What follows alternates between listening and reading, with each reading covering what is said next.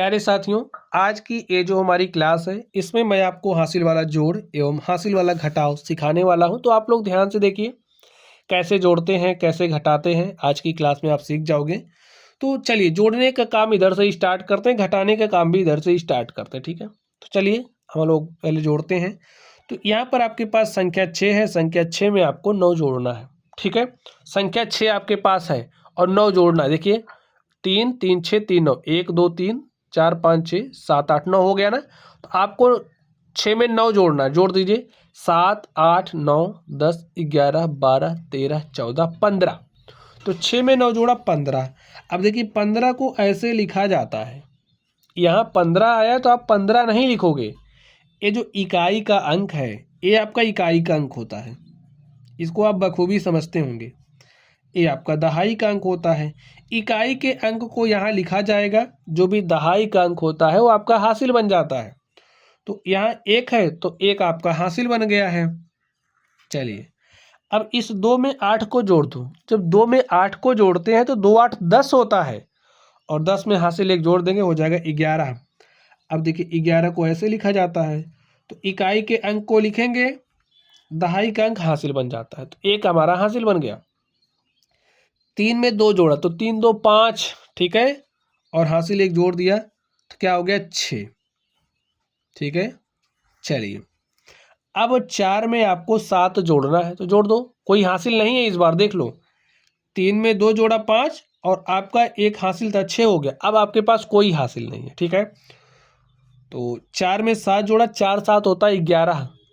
अब 11 ऐसे लिखा जाता है तो 11 का 1 लिखेंगे, आपके पास हासिल 1 आ गया। तो यहाँ 1 लिख दो।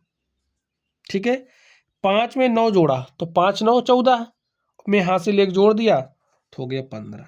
अब इस बार 15 पूरा लिख दोगे, बस हो गया जोड़। चलिए अब मैं आपको घटाना सिखाता हूँ। तो यहाँ पर आप ध्यान से देखिए, आपको 0 में से 8 घटाना है।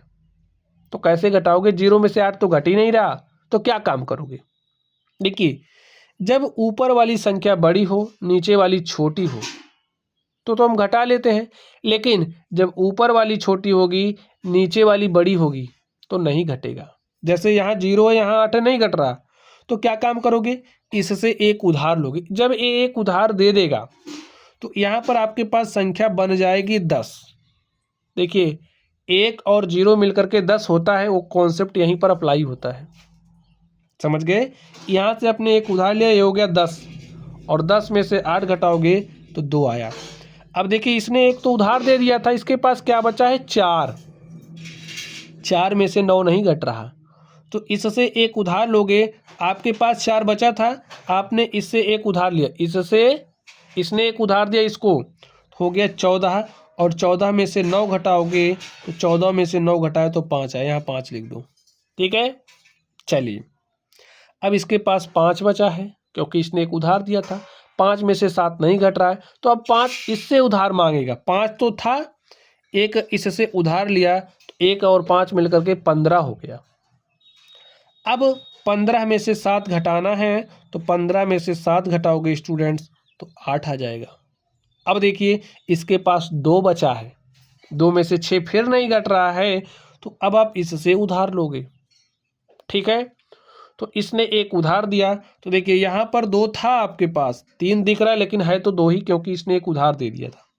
तो एक इसने इससे ले लिया तो 1 और 2 मिलकर के 12 हो गया। 12 में से आपको 6 घटाना है तो 12 में से 6 घटाओगे 6 आएगा। अब यहाँ पर 8 बचा है, 8 में से 5 घटाओगे 3 आया। और प्यारे साथियों यही आपका आंसर हो गया।